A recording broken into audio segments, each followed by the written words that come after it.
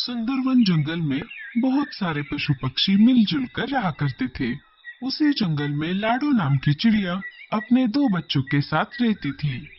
लाडो बहुत मेहनती और दयालु चिड़िया थी। दिन होते ही अनाज की खोज में जाना और शाम होते ही वापस आकर अपने भूखे बच्चों को खिलाना, यही लाडो का काम था। उसके पड़ोस में ही बुलबुल चिड़िया रहती थी। उसके भी दो बच्चे थे।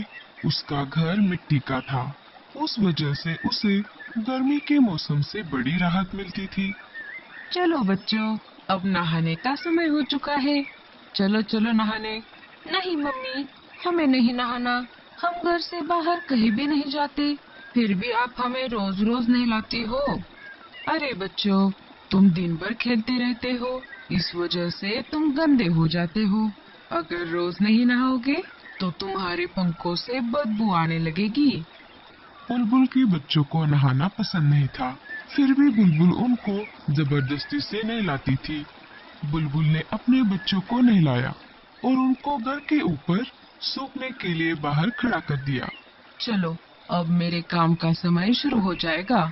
जंगल के पंछी एक एक करके मेरे स्विमिंग पूल में नहाने आएंगे।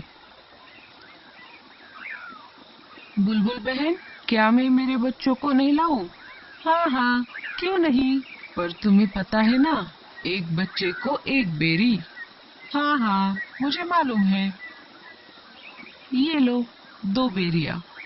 राना भी अपने बच्चों को नहलाने लगी। एक एक करके जंगल के सारे पंछियों ने अपने अपने बच्चों को नहलाया। लाडो भी अपने बच्चों को नहलाना चाहती थी। वो बुलबुल के पास चली आती है। बोलो लाडो, क्या काम है? बुलबुल बहन, मुझे भी मेरे बच्चों को नहलाना है।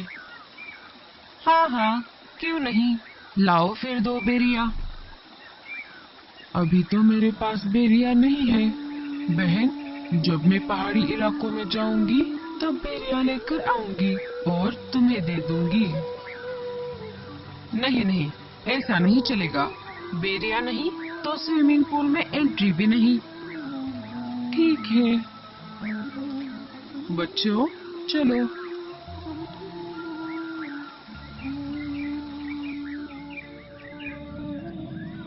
माँ, हमें भी बुलबुल आंटी के स्विमिंग पूल में नहाना है। लाडो ने बच्चों को समझाते हुए कहा। नहीं बच्चों, हम नहाने के लिए नदी में जाएंगे। वहाँ का पानी साफ सुथरा है। लाडो अपने बच्चों को स्विमिंग पूल में नहलाना चाहती थी। बेचारी लाडो कर भी क्या सकती थी।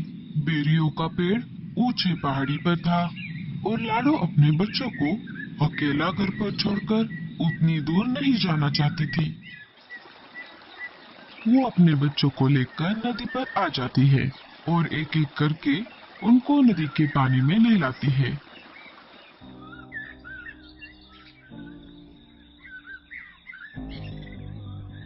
अरे लाडो, ऐसे उदास क्यों बैठी हो? क्या कुछ परेशानी है? अरे नहीं कालू भैया, ऐसी कोई बात नहीं है।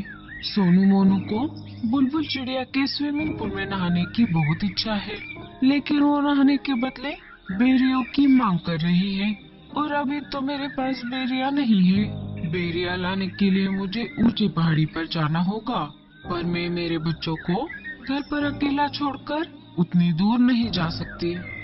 बस इतनी सी बात। मैं हूँ ना, मैं पहाड़ी इलाकों में जाकर बेरिया ले आऊंगा। बड़े आए जाने वाले। क्यों जी, आपके पास कोई दूसरा काम नहीं है क्या? ना बीवी है ना बच्चे। आप एक काम करो, सारे पंछियों के काम फोकट में करो। अरे गोरी, मैं तो ऐसे ही कह रहा था। मैं पहाड़ी इलाकों में जाता रहता हूँ ना, इसीलिए मैंने ऐसा कहा। तुम भी ना गोरी। बहुत दिनों से जग्गू सेब मांग रहा है, क्या आपने लाकर दिया?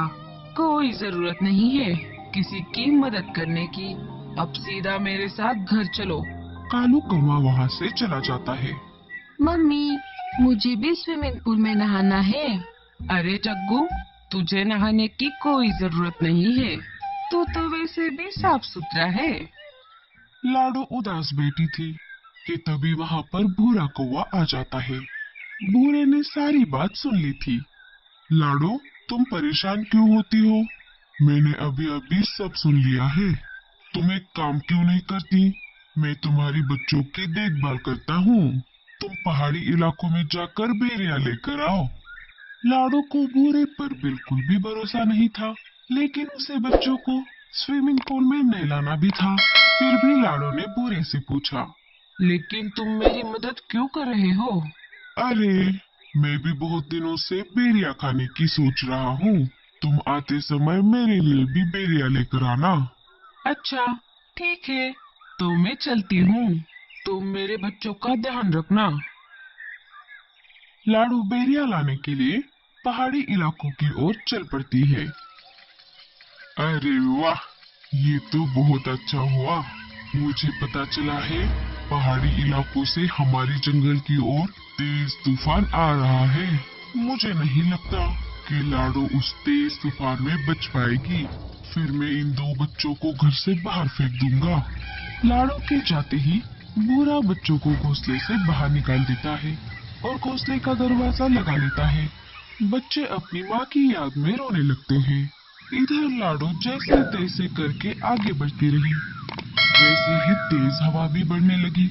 लगता है इस तेज तूफान में मैं उड़ नहीं पाऊंगी। लाडो चिड़िया हार मानने वालों में से नहीं थी। बड़ी कठिनाइयों का सामना करते हुए वो आगे बढ़ती रही। तभी उसके सामने से मीनू मौसी उड़ते हुए आ जाती है। अरे लाडो, ये क्या कर रहे हो? चलो वापस। बारिश के साथ साथ बहुत बड़ा तूफान भी आने वाला है। अच्छा अच्छा, ठीक है मौसी। वो दोनों वापस जंगल में आ जाती है। लाडो, बहुत तेज बारिश शुरू हो गई है। तुम एक काम करो, बारिश रुकने तक मेरे घर में रुक जाओ। बारिश थमते ही चली जाना। दोनों मीनू मौसी के घोंसले के अंदर चली जाती है। बारिश अपने जोरों पर थी। मेरे बच्चे ठीक तो होंगे ना? इधर बेचारे बच्चे तेज बारिश में भीग रहे थे। वो दोनों एक पेड़ की डाली पर बैठ जाते हैं, जहाँ पर कम बारिश का पानी आ रहा था। तभी उनको उस पेड़ के तने से आवाज आती है, बच्चों इधर आओ। बच्चे अंदर चले जाते हैं। इधर पूरा कौवा मजे में घोड़े बेचकर सो रहा था। तभी एक तेज हवा का झोंका आ जाता है और बूढ़े कौवे का घोंसला पानी में गिर जाता है। बूढ़ा घर का दरवाजा खोल नहीं पाता और वो डूब जाता है। थोड़ी देर बाद बारिश कम हो जाती है। लाडो वापस अपने बच्चों को देखने उसके घोंसले की तरफ आ जाती है और देखती है तो क्या, उसका घोंसला तो वहाँ पर नहीं था। वो सब तरफ खोज करने लगती है। तभी उसे बुलबुल चिड़िया मिट्टी में दबी हुई दिखाई देती है। लाडो, लाडो, मुझे बचाओ। मेरा मिट्टी का घर बारिश में गल गया और मैं मिट्टी में धंस गई। अपनी जान की परवाह न करते हुए लाडो बुलबुल चिड़िया को गीली मिट्टी से बाहर निकालती है। लाडो, मुझे माफ कर दो। मैंने तुम्हारे साथ बहुत बुरा बर्ताव किया। लाडो बुलबुल को कुछ न बोलते हुए अपने बच्चों को खोजने लगी। तभी पेड़ के तने से बच्चे बाहर आ गए और अपनी माँ को पुकारने लगे, माँ, माँ, हम यहाँ पर हैं। लाडो अपने बच्चों को देखकर बहुत खुश हो गई। अरे मेरे बच्चों, तुम कहाँ पर गए थे? माँ, आपके जाते ही उस भूरे अंकल ने हमें घर से बाहर निकाला था और हम यहाँ पर आ गए थे। हमें इन बूढ़ी दादी ने बचाया। माँ जी, आपका बहुत बहुत धन्यवाद। अगर आप मेरे बच्चों को आसरा न देती तो मेरे बच्चे इस तेज बारिश को सह नहीं पाते। कुछ दिन गुजर जाते हैं। फिर एक दिन सारे पंछी मिलकर जंगल के बीचों बीच खुले मैदान में एक बड़ा सा स्विमिंग पूल बना देते हैं, जिसमें वो रोज नहाने लगते हैं।